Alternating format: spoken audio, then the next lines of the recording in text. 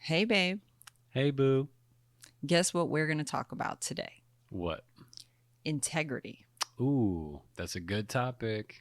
Yeah. And I feel like this is a topic that it's a great time for us to explore with our beloved listeners. Absolutely. Hey there, Jules here, and welcome to Jules Loves Me, the podcast. My life is a surrender experiment where I choose faith over fear to follow my intuition. And it has all led me here to share wholehearted stories about what I've learned along the way. So take a nice deep breath, settle in, and remember, the light in me loves the light in you. Now let the elevation of your soul's experience begin.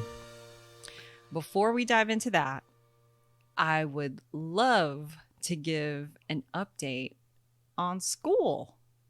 Dun, dun, dun. So school's been going really well. It's been going so well. Turns out I love being a student. I'm not surprised. I know. I'm not surprised either. I mean, really, you've been like a student the entire time I've known you I know.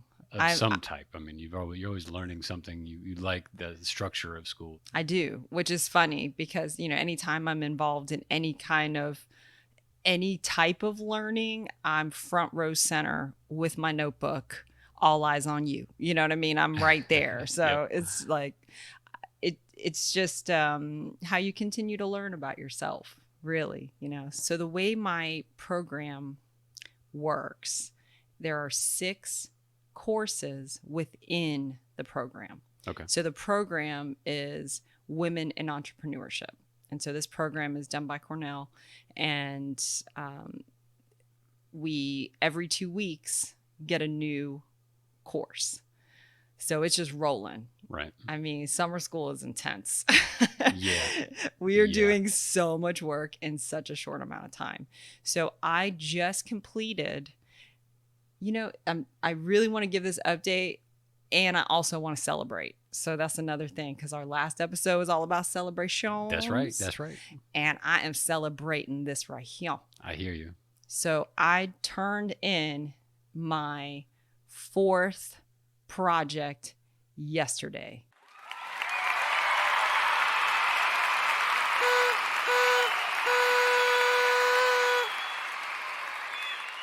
Not only did I turn it in a day early, but this project was really hard.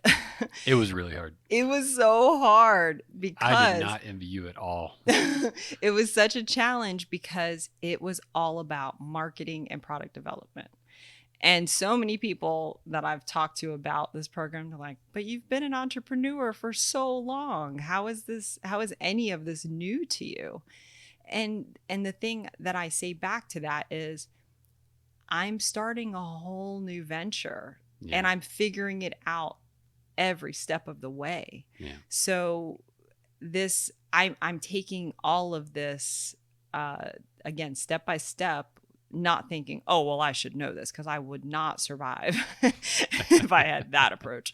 So the idea of being able to dig in and allow myself to be that student truly, even as an entrepreneur, has been incredible. Well, let us not forget that you were an entrepreneur, yes, but we sold beauty services.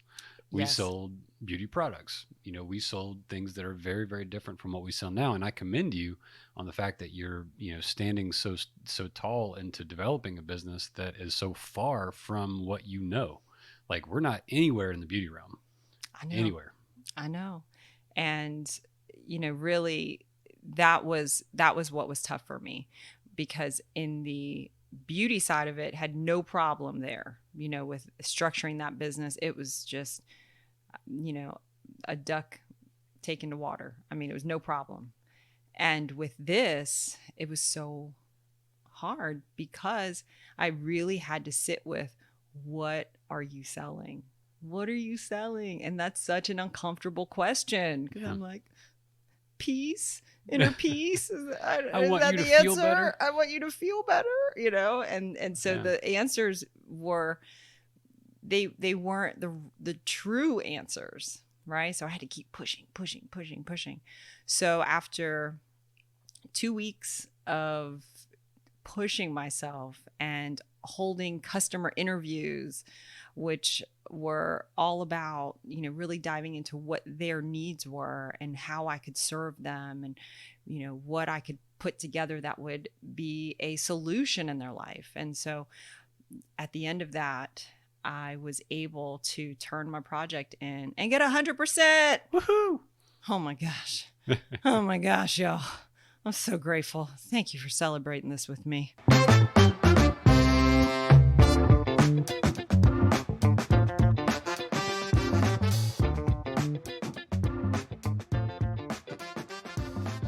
To set the baseline for integrity, I'd like to define it, because integrity is one of those words that has different meanings for different people. And integrity, in the way that we are going to speak about it, is defined as the state of being whole and undivided. So integrity is the state of being whole and undivided. And, when I think about integrity on that level, and I think about my life and myself walking in integrity, being in integrity, right? Like that, as a whole, as a undivided, structurally sound unit, I really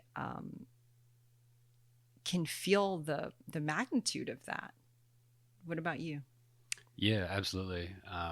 There's something about feeling that no matter what happens within your world, no matter what happens within, this life that just has so many different random things coming at you, different people's opinions and thoughts and random events. If you are whole within yourself, those events are not scary. Those events are just what they are, and they're going to play out how they're going to play out, but it doesn't have to change who you are. It doesn't have to affect who you are. It's interesting you said not scary, because I think about that. What's true for me is that those situations can still be scary. However, I make the decision to fear less, Right? Not be fearless, because that's not true all the time, but to fear less.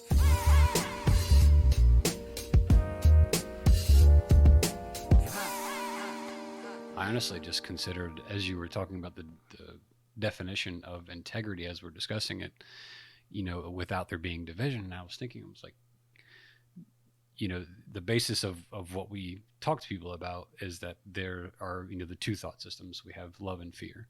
And so we're obviously trying to move towards love. And so what we're talking about in being undivided, we're establishing there are two thought systems, but the undivision comes from not allowing the divisive one, which is fear, to enter into you, which is love. I think we're going to have to back it on up, because my co-host, my beautiful husband, just kind of got a little deep. So I want to back it on up and say that the two thought systems that he's speaking about, in case you're new to the podcast or you haven't heard us speak on this topic.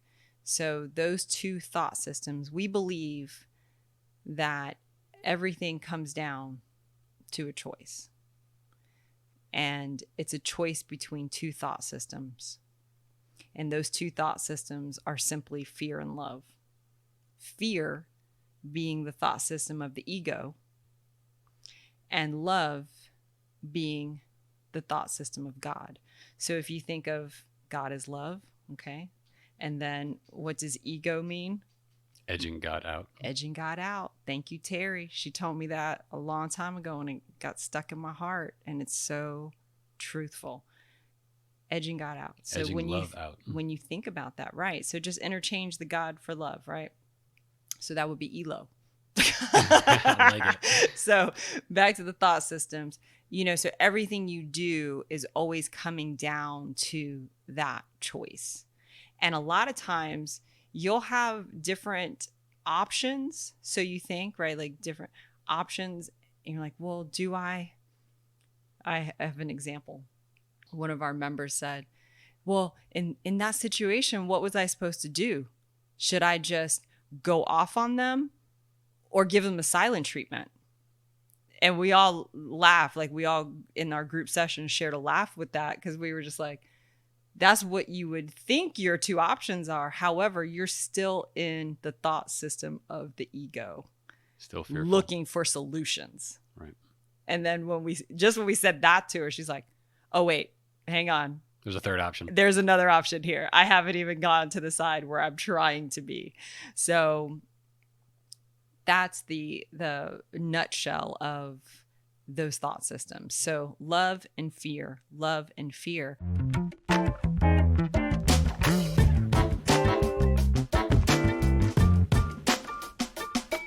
So how many times have you made a decision? Have we made decisions based on fear, not realizing it a lot of times? However, this causes us to become divided within ourselves. Like, I'm just going to keep this conversation today here in my house, in my heart, about me. And I want to encourage you as the listener to do the same. Think about you in your life, not anything else or this person over there. Just think about you and your life being whole, undivided. Now, what would that even look like, right? So this feeling of being in alignment with that gives strength, right? So that's why you feel good when you're walking in integrity. You know, I can think back to the early examples of this feeling through middle school. You know how you're trying to figure out who you are and what your style is and all that kind of stuff. I couldn't understand how all these kids already knew who they were. Like, I know. they already knew that they liked this type of fashion, and they already knew that I was like this type of music. What? How did you figure that out? I know. I felt the exact same way. I was like, how does everybody else have so much more of their self put together than I do? I was like, I missed the time frame. I guess I was supposed to do that. I don't know. I mean, how do I catch up? Oh, I guess I should just do what you're doing. Maybe that'll work. And so I just looked at how everybody else was handling themselves and decided, oh, okay, well, this group over here, I like hanging out with them. Well, they like this type of music and they dress this way. Okay, so I'll kind of do that when I show up with them. And then, oh, but I have this other set of friends over here and they listen to different music and they dress differently. So when I hang out with them, I'll do that. And so on and so on. And so what I realized one day was, what do I like? I remember feeling exhausted by this. Okay, just so we're clear, I'm in 7th grade. And I'm exhausted by trying to fit in, with trying to somehow tap into integrity. And I'm just all over the place because I have no idea. I have no sense of self. I haven't developed that. Or what might be truer, honestly, is that I did know, but I wasn't confident enough to share that and say, well, these are the clothes and shoes that I like to wear, and I like this music, or I like a little bit of this and a little bit of that. I didn't know how to say that. You may not be accepted. Yeah. And so instead of potentially being left out or feeling lonely or feeling like I had no friends, I just figured out how to be a chameleon. I just figured out how to make that work.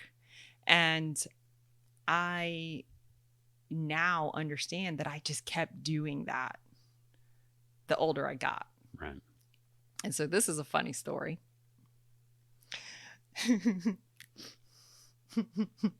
So do you remember the first time that you took me to meet your mom? Oh, man. Okay. This time period, we're so early into our relationship, and there's an opportunity to meet your mom. So there's an opening at this posh hunting resort that they have access to. And she invited us. Well, she invited you. And then you asked I was if like, you can I could bring my girl? Yeah. And she was like, sure, yeah. Okay. And So the first time I ever invited to have a girl join me anywhere where my family was going to be in the same place. so this is a big deal. Big deal. So the time comes for us to head on the trip, and you were so nervous Yeah. about how we were going to be received, what they were going to think of me, and because I'm a budding makeup artist, and so I have hair and makeup, like full hair and makeup going on most of the time, because I'm not because I feel like I have to, but just because this is part of my self-expression. You loved it. However, you did not understand that at that time. No. I think you thought I was trying to impress you or something. So I don't know what I really thought about, hair and makeup and how you were. I felt like there was going to be some level of people judging you. I felt like people were going to judge you from the time that you arrived at the boat. really, Yeah, that was my fear. I think I was I don't scared think I of you knew being that. judged. But yeah, I really felt that you were going to be judged, and that it was going to create a bad situation for our relationship.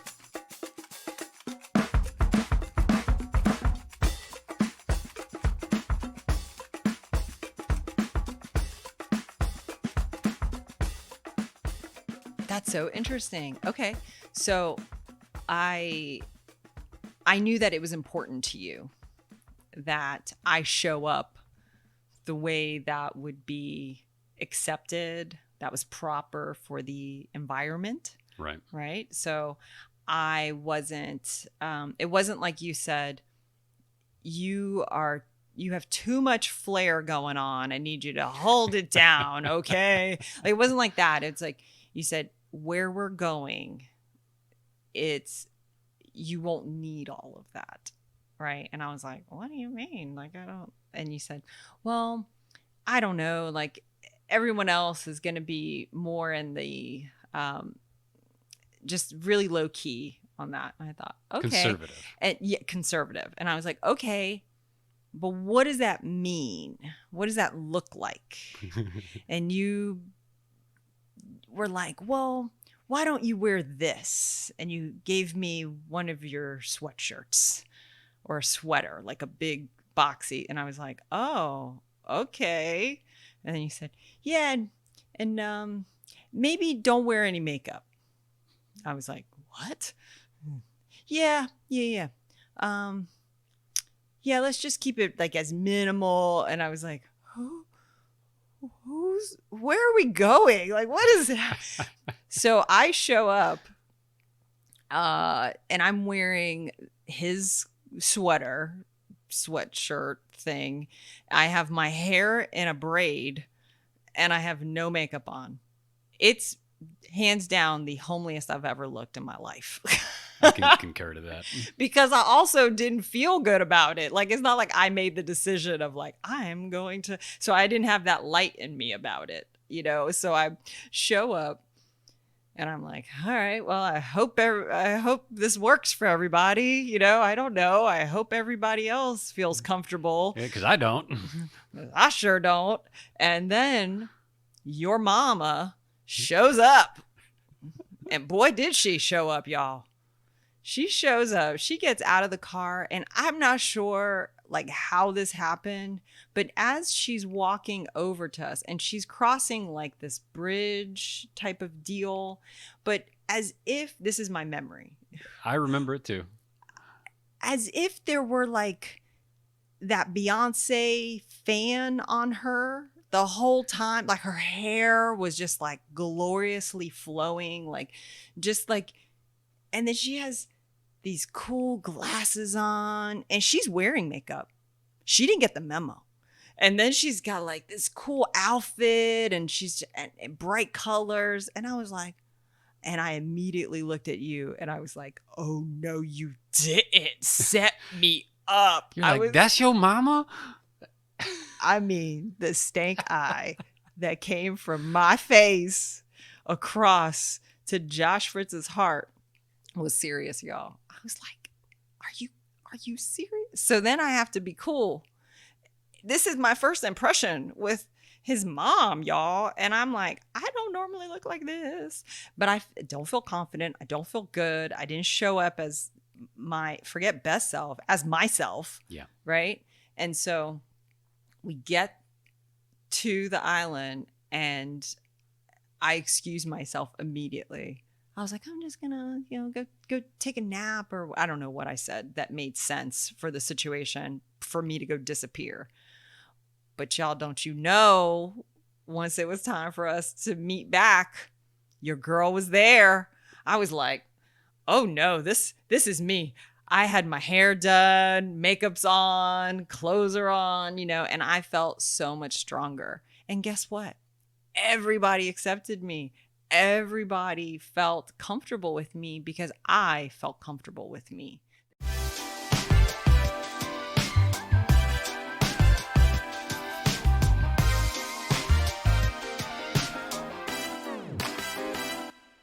Wherever I am, I want to show up as me, as a whole person, undivided. And if that makes you uncomfortable, then I have to trust that has nothing to do with me. Because if I'm feeling solid and whole, then I can shine my light the way that I'm meant to, and I can be whole and not divided up, right? So I had to learn that lesson. It's a good story. And it also continued to show up in various ways. So that was just like thinking about me in middle school, and then thinking about me in my 20s, meeting your mom, and then fast forward to being in my 30s and looking around my life, right? Looking at the different departments of my life with work and being with my family, being a mom, all these, being with my church community, being, I felt there was all kinds of different departments is how I had to kind of separate that out in my mind. And so by looking at that, I realized I'm doing that again, where I'm this way with these people, and I'm this way with these people, and I'm this way over here. And it was exhausting all over again, because somehow I kind of found myself in that space where it's like, you're just like, oh, all right, well, this feels appropriate here. This feels appropriate here. And then I realized, I'm like, I just want to break all of the walls down. I want to tear all these walls down that separate all these different departments. And I want to freely and fluidly be me all the way through it. Now, how do I do that? And I sat there and thought about it. I'm like, well, I have to stop pretending that I don't hear these things within me that say, maybe that's not a good idea. Or, don't you really want to do this instead? Or, that feels funny. I'm not so sure. So I had to make a commitment to stop doing that. It actually had nothing to do with what I was wearing, what my hair was styled to look like, or what makeup I was wearing. It was all about the inside me making that decision to be committed to me and to continue to show up as me. And so little by little, I was able to start making those decisions for love and for the integrity of my wholeness.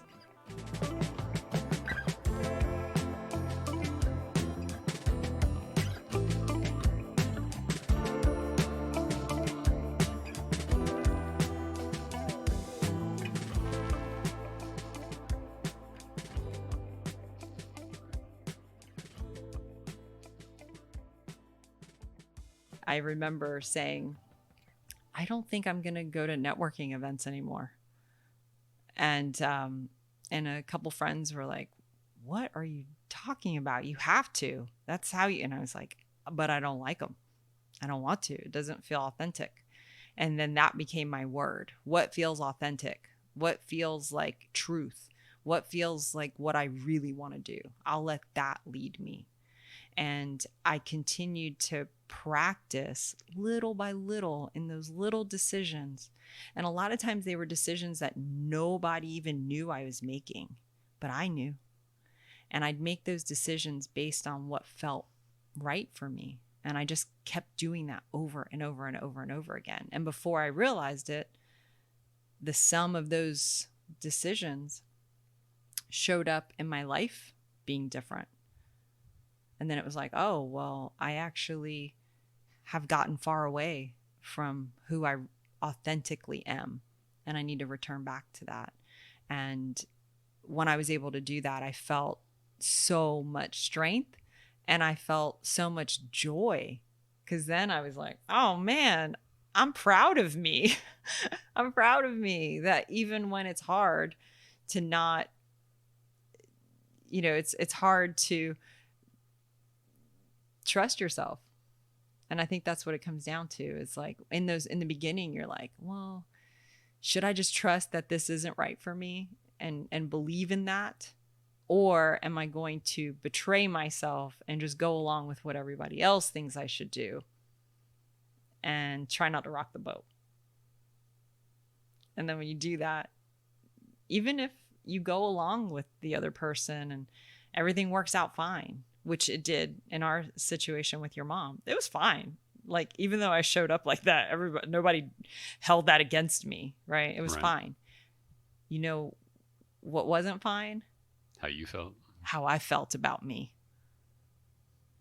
And I felt that. I was like, in the mirror while I'm doing my hair and doing my makeup, having a look at myself. And I was like, I can't believe you let him convince you. I convinced you to betray yourself. I really did. I really did. So I was so convinced that I needed to convince you to betray yourself. That's what's sad. I mean, like, but that's what happens. We all feel the weight of social stigma of like what's accepted and what's not accepted, and you decide to project those fears onto other people. Yeah, trying to control what the outcome will be. Right. So instead of just surrendering into whatever the flow is going to make it.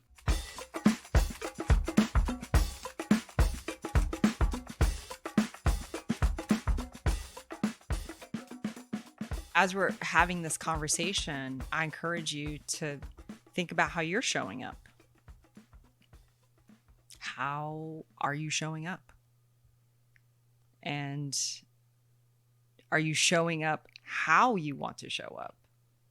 That's kind of, I think, the first step to it is like, wait a minute. I'm actually a different person however many times a day. And I feel really exhausted by that, because I know that I really just want to lean into who I am authentically. And I want to trust that that will be accepted. And really the truth of the acceptance is that you have to accept you. That's what I came to understand, was that, oh, I'm so afraid that I will be rejected or not accepted by these other people, when really it's me. It always comes down to me. I want my own acceptance. I want to feel integrity about myself and know that when no one's looking, I still do what's best for me. And even when people are looking, I still do what's best for me. It doesn't change. And I just have that practice of practicing it, those little decisions. So I just want to encourage you right now to think about what choices you're going to make going forward. What choices, those little ones, what choices you're going to make that help you be whole and undivided. The choices that are love and not fear. Really allowing yourself to think about it with that lens of being whole, of recognizing the strength that comes from your wholeness, your acceptance, and from your own love.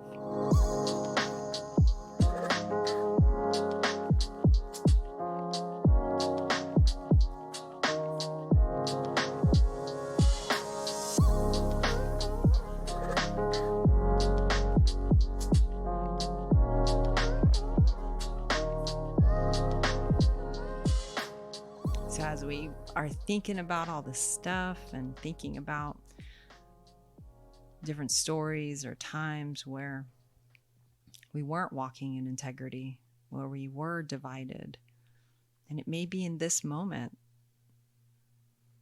just allow yourself to settle in and turn away from all that noise and sink into your heart space. And as you breathe, just allow yourself to imagine your true, authentic self. You walking in integrity as a whole, undivided being. Visualize, imagine that.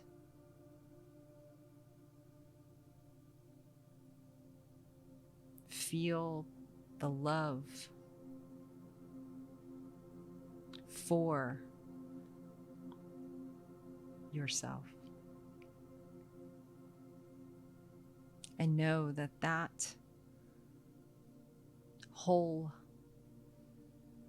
person is you. And as you move forward, continue to think about your decisions that you can make to strengthen the whole you for your intentional, authentic life, and release everything else. And so it is, and so we allow it to be. Amen. And remember, the light in me loves the light in you. Till next time. You've been listening to Jules Loves Me, the podcast. If you feel uplifted and inspired and seen, I invite you to join us in the Miracle Lab, where we expand these conversations into spiritual teachings. Do you need a mentor or an accountability partner? Come to the lab and let's support each other while we experiment with miracles and grow together. Visit www.themiraclelab.org. Special thanks to my co-host Josh, who's also on production and sound design. And a big thank you to you for listening. Send me a text and let me know what landed. 229-206-9280. I'm your host, Jules, and remember, the light in me loves the light in you. I'll see you in the lab.